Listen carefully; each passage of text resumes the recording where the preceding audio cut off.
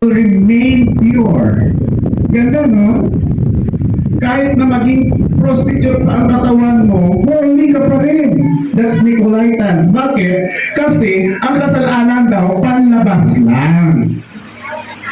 Hindi daw tumatago sa puso ng tao. True or false? Pag gumawa daw kayo ng kasalanan, sa skin lang yan. Wala sa heart at wala sa isip. Totoo ba? Kung totoo, ano kayo kayo Nicolas?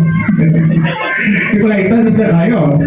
Minsan iba, parang Nicolaitas, sabi, ako nga, kasalanan ko lang naman, babaero o lalakero. Pero yung iba dyan, di ba, mamamatay tao. So, mas makasalanan sila kaysa akin. Ako lang naman na-tempt lang. O di ba, ayaw lang gapin na makasalanan, nagre-reason out pa.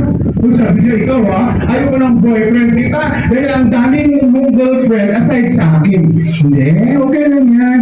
Kasi ganun tayo, sa huling panahon dapat select inside the parenthesis. Diba? Ganun yan. Sabi ako. That's Nicolas. But we cannot go against the scripture. We cannot go against the standard kasi ilibing man tayo sa kung anong kultura ng mundo, but we are belong to the culture and traditions of heaven. Napaka natin si Jesus. We are in the culture of heaven.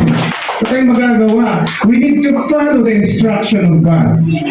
Paul's teaching ito. You allow church of Satan, sabi ni Jesus mismo dun sa Revelation chapter 2 verse 13, because I hated you so much because you allowed the church of Satan to be in your reach. Actually, the Church of Satan, the International, sa Revelation, doon ang Church of Satan. Sabi niya, normal lang naman ang buhay sa Turkey, mga mabait ang tao. Pero yung kultura nila is really Nicolaitas. Ganun yun. Diba? Nicolas. Sa pag-aaway. Sabi pa lang lalaki yung kanyang asawa niya tayo. Diba? Marami ngayon dahil sa mga simple roads, maraming namamatay dahil sa wala ng pagpapasensya. Ano pa? Kung dati ka manginginom, ano ka na ngayon? Ngayon, ano ka na? Tagahayo ka na ng Diyos. Kung dati kang palamura, di ba?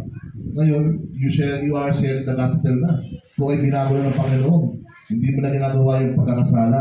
Takot ka na gumawa ng kasalanan. Kung dati kang mainggitin, di ba? Hindi ka na mainggitin.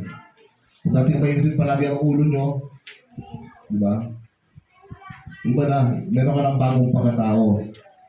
Dahil hindi mo na ginagawa. Tayo nagtakumpay na sa ating makasalanang tao. Di ba? Merong tao, di ba, patuloy, grabe yung pagawa ng mga kalanguan. May tao ganun, di ba? Lagi mainggitin ang ulo, palaaway, bastos, di ba? Mga taong ganun. Dahil wala silang takot gumawa ng kasalanan dahil hindi nila kilala ang Panginoon. Pero dahil Kristo, napagtagumpayan natin ating buhay sa pagkakasala.